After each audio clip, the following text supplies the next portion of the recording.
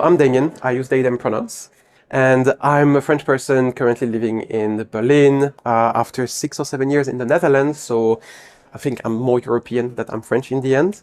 And I'm working at Just Eat Takeaway as the manager for all the things about product experience and inclusion.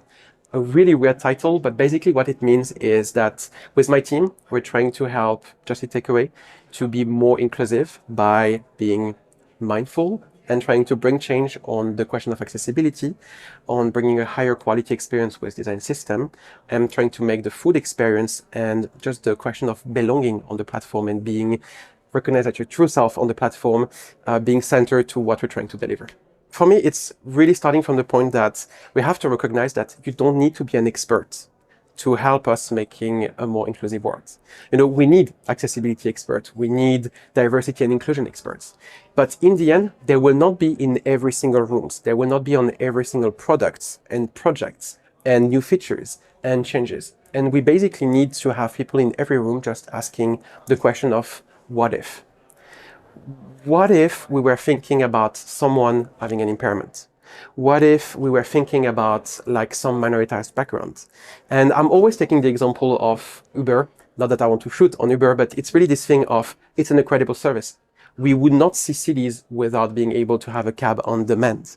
But in the end, when we started pitching it at first, like when it was told for the first time, having a random cab with someone that you don't know, that is fetching you on the street at night with your phone number, your address, your name, and having no control over who this person is, doesn't feel safe. And I'm wondering what could have been the result at the beginning and what could just the entire product look like if someone from the get-go were asking the question, hey, what if someone was not feeling safe into that?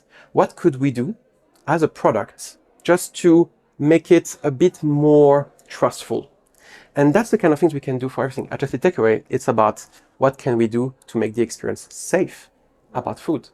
It's about also working on, all those things about color contrast and that thing that we discussed. It's just about the question of sometimes being just like, I'm struggling to read the content myself. So did you try something that is more readable? Did you try something that is more understandable? Did we try something that is more robust? And just asking these questions, whether you're a designer, an engineer, a QA, a product manager, or just being in the room might often be enough. And that's, I think, the way that everybody, regardless of their skill set, can actually drive change. Be curious, ask questions. Often, one of the main challenges is, how much money does it bring? Like, how can we get it prioritized? And I think that's also where we have to accept that it is somewhat outside of our control. And it's fine, because being accessible, being inclusive, it's about accepting to be yourself vulnerable. And I think we cannot change the entire world, but we can try to make progress at least.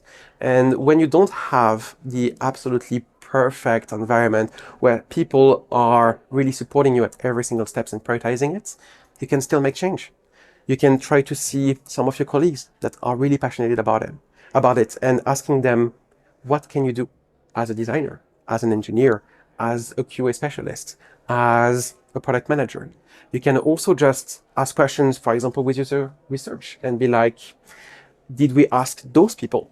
Next time, instead of systematically asking the same customers, let's maybe try a different demographic. This is not costing more, but it will bring you new insight that will help you change the mind of the non-supportive organization. Because in this case, you're not trying to change directly their opinion. You're just being like offering them a different view over it. So even if they're not supportive, at no cost, just by asking questions again, you can try to steer the conversation away from how much does it cost to basically what could it bring.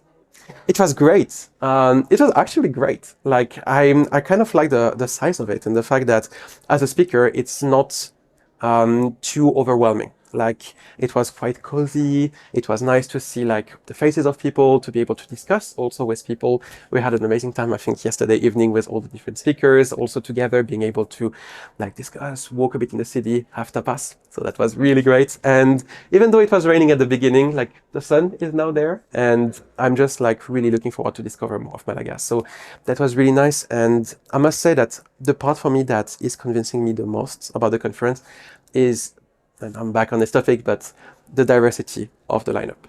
Like, it is rare in a conference, like, to have like so much different profiles, not just gender diversity, not just diversity of origins, but also the diversity of backgrounds in tech. The fact that it is not just entirely about tech, it is not just entirely about design, it is not just entirely about product. It's a really nice melting pot of all of that.